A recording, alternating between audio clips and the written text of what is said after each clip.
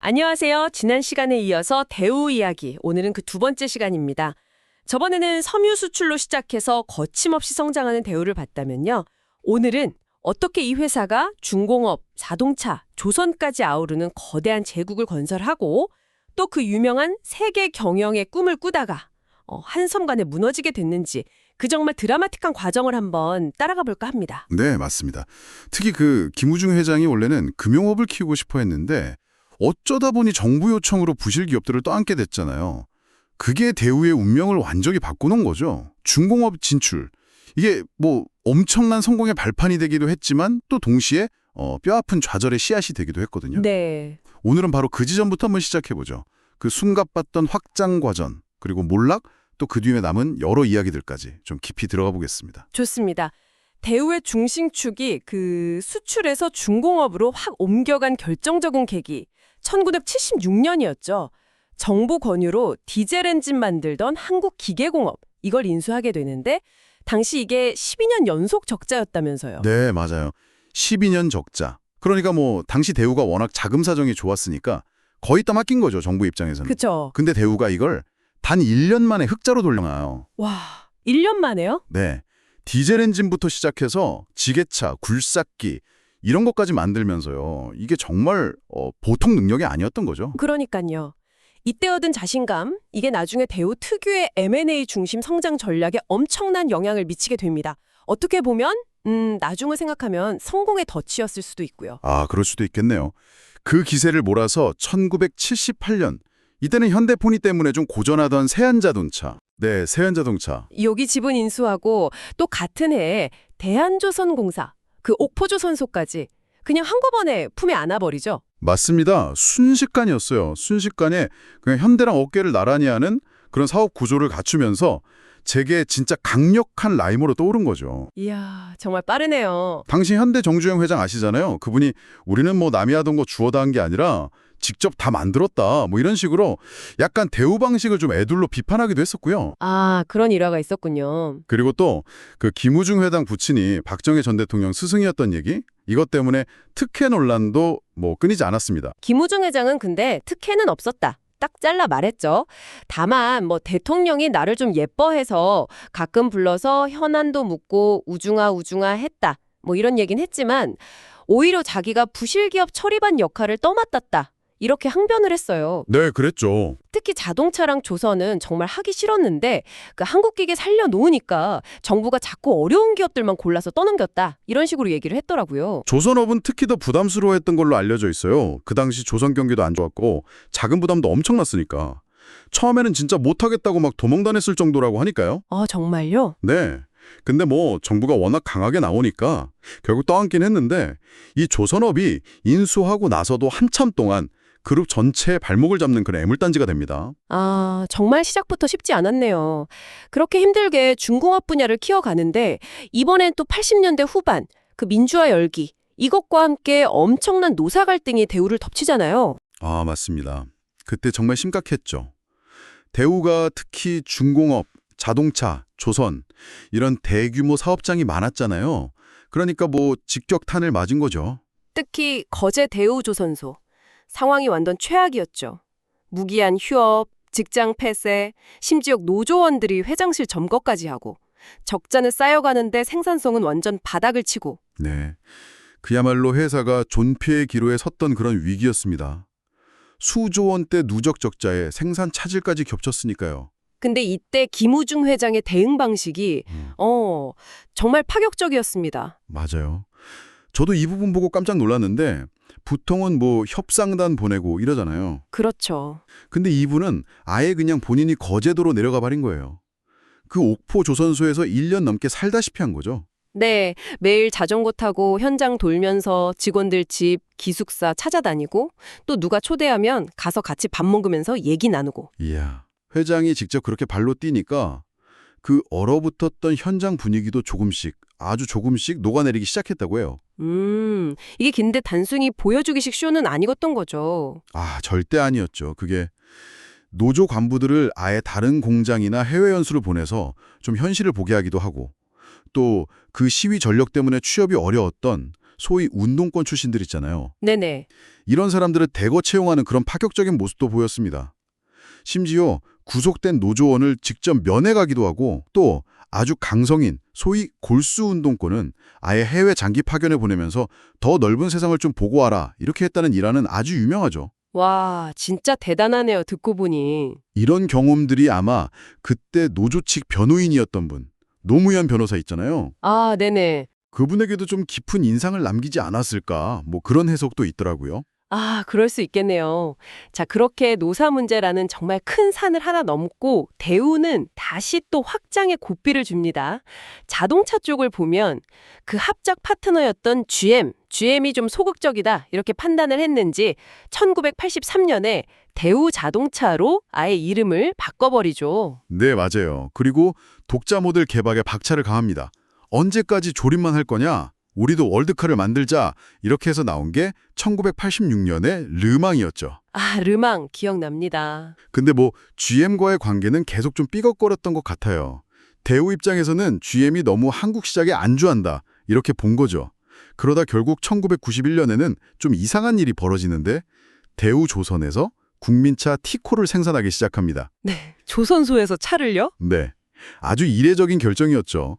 그리고 다음 해인 1992년에는 GM과 완전히 결별하고 독자 노선을 선언해버립니다. 이게 나중에 그 세계 경영으로 이어지는 아주 중요한 분기점이 되는 거죠. 그렇군요. 그리고 1983년에는 또 대한전선 가전부문을 인수해서 대우전자를 출범시키잖아요. 네, 맞습니다. 대우전자.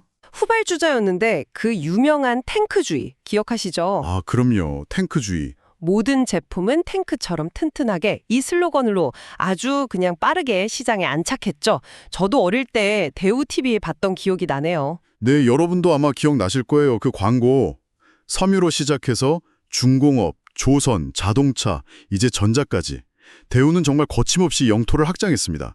심지어 그 골칫덩어리였던 대우조선도 마침내 1993년에는 수주 실적 세계 1위에 오르는 기염을 토하면서 효자 노릇을 하기 시작했고요. 와, 대단하네요. 자동차 부문도 뭐 티코, 다마스, 라보 이 삼총사 유명했잖아요. 네, 그렇죠. 국민차였죠. 여기에 에스페로, 프린스, 아카디아 같은 독자 모델들도 막 쏟아내면서 국내외 시장을 공략하고 물론 이 과정에서 어마어마한 자금이 계속 들어갔겠지만 겉으로 보기에는 정말 심승장구하는 것처럼 보였죠. 맞습니다. 그리고 이 성공을 발판 삼아서 김우중 회장은 훨씬 더 큰 그림을 그리기 시작합니다. 바로 세계 경영이라는 거대한 야망이었죠. 세계 경영. 1992년 GM과 헤어지면서 본격화된 거죠. 네, 핵심은 이거였어요. 급성장하는 신흥시장, 여기를 중심으로 해외 거점을 그냥 동시다발적으로 확보하자. 이런 전략이었죠. 특히 그 동구권 무너지고 나서 시장 개방에 나섰던 폴란드, 우즈베키스탄 뭐 이런 나라들, 그리고 중국, 베트남, 인도 이런 곳들이 주요 타겟이었습니다. 여기서도 대우의 방식은 또 한 번 파격적이었어요. 직접 공장을 막 짓는 게 아니라 네, 현지에 있는 좀 부실한 국영기업들 있잖아요. 이런 데를 헐값에 인수해서 빠르게 정상화시키는 거죠. M&A 전략. 아, 또 M&A군요. 네, 과거에 그 한국기계 성공시킨 경험, 여기서 나온 자신감이었을 겁니다. 이 전략의 진짜 하이라이트는 1995년 폴란드 국영자동차 회사 FSO 인수였죠. 아, 맞습니다. FSO. 이게 정말 GM이 한 5년 넘게 공을 들이고 있었거든요. 인수하려고. 지리적으로 워낙 중요하니까. 그런데 그걸 대우가 네, 대우가 더 좋은 조건을 딱 제시하면서 순식간에 그냥 가로채버린 거죠. 이야, 이 사건으로 대우 이름이 그냥 전 세계에 알려지고 김우중 회장은 칭기스칸이라는 별명까지 얻게 됩니다. 와, 칭기스칸. 근데 당연히 GM과는 완전히 그냥 등을 돌리게 된 거고요. 당시 미국 고위 관료 출신 인사가 김 회장한테 직접 FSO 거는 GM이랑 같이 하는 게 좋을 거다. 이렇게 경고까지 했다는 얘기가 나올 정도였으니까요. 헐, 이건 뭐 단순한 비즈니스 경쟁을 넘어서는 거네요. 거의 뭐 지정학적 리스크까지 안게 된 건데요. 그렇죠. 근데 문제는 이 어마어마한 속도의 세계 경영을 뒷받침할 돈이었어요. 자금. 아, 그쵸. 돈이 문제죠. 전 계열사가 그냥 자동차 사업 지원에 다 동원되고 정말 천문학적인 규모의 차입 경영이 이루어졌습니다. 일단 외형부터 키우자. 벌어서 갚으면 된다. 이런 성장 신화에 대한 맹신이 그룹 전체를 좀 지배하고 있었던 거죠. 네. 초기에는 근데 진짜 성과가 좀 보이는 것 같았잖아요.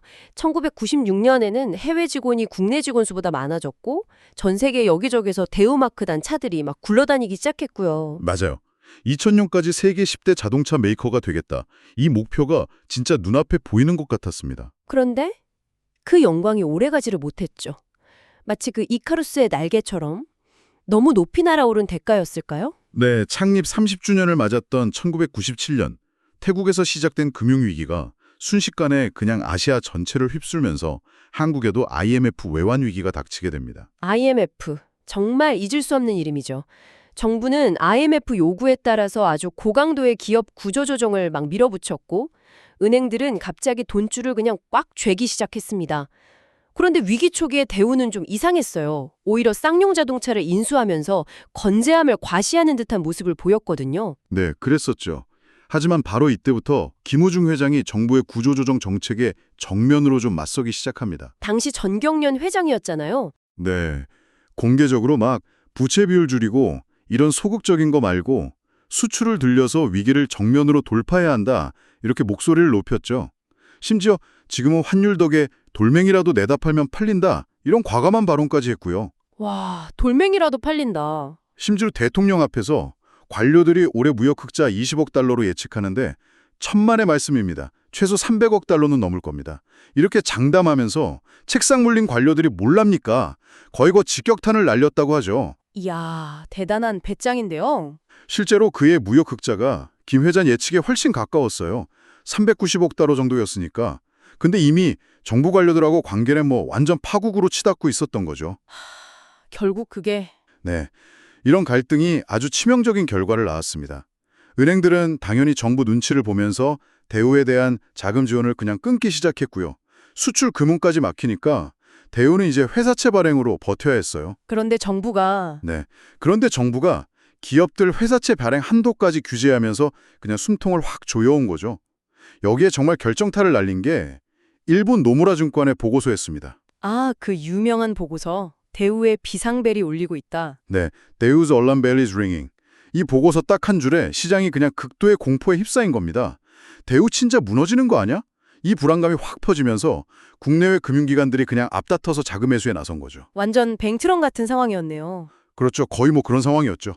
마지막 탈출구로 생각했던 GM과의 지분 매각 협상, 이것도 결국 결렬됩니다. GM하고도 잘 안 됐군요. 대우 측 주장에 따르면 그때 GM이 소형차 라인업이 좀 필요해서 먼저 접근을 했는데 한국 상황이 너무 안 좋아지니까 GM이 그냥 발을 뺐다는 거예요.